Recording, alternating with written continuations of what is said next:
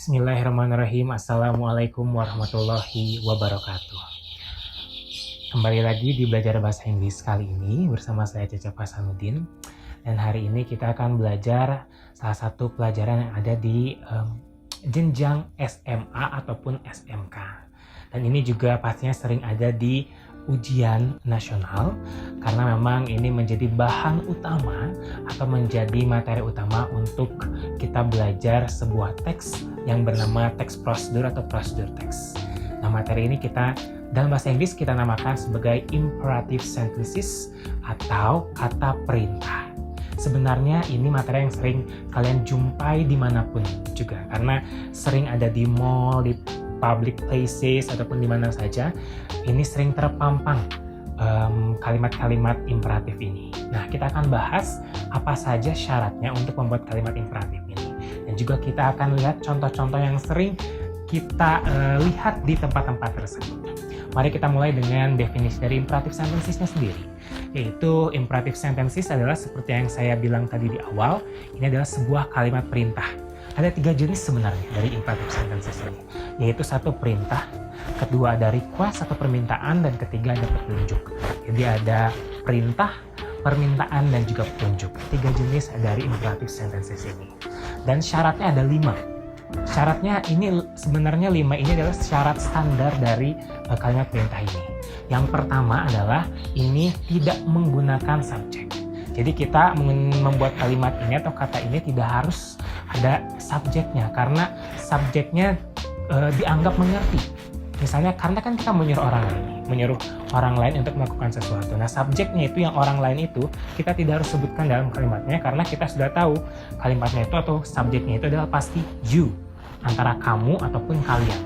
Ya, itu yang pertama tanpa ada subjek. Contohnya misalnya be careful.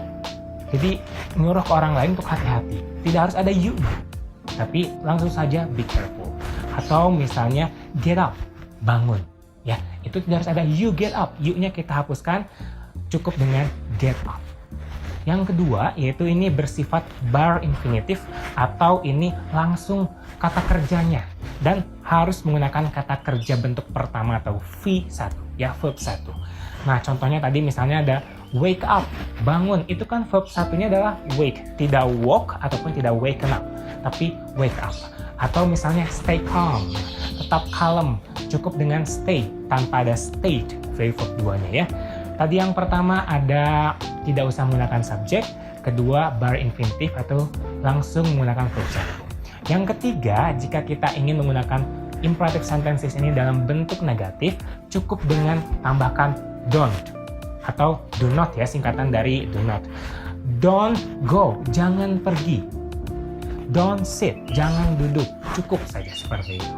Biasanya orang-orang menggunakan do not tidak disingkat itu kalau sedang marah besar.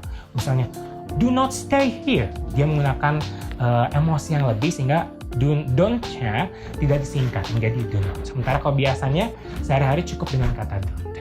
Nah, yang keempat ini untuk lebih polite atau lebih sopan menggunakan kata please. Contohnya sit down please, atau have a seat please. Nah, itu syarat keempat bisa menggunakan please kalau misalnya kalian nyuruh ke orang yang lebih tua. Dan yang terakhir, kalau kitanya juga ikutan ke dalam kalimat tersebut, kita bisa menggunakan kata let's atau singkatan dari let us. Berarti dia kita suruh untuk melakukan sesuatu dan kita juga ikut ke dalam suruhan tersebut.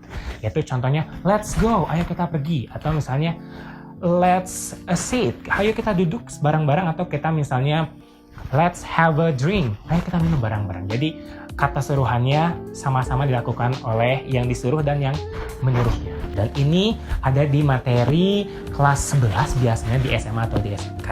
Dan ini ada di materi di buku Erlangga yang bisa kalian cari ataupun bisa kalian beli di toko-toko buku di kota kamu. Jadi demikian untuk pembelajaran hari ini. Kita sudah belajar terkait dengan kalimat perintah atau imperative sentences. Mudah-mudahan kita bisa menjadi aware terkait dengan beberapa kalimat perintah yang sering kita temui dan kita tahu bagaimana cara membuatnya. Terima kasih, semoga ada manfaatnya. Assalamualaikum warahmatullahi wabarakatuh.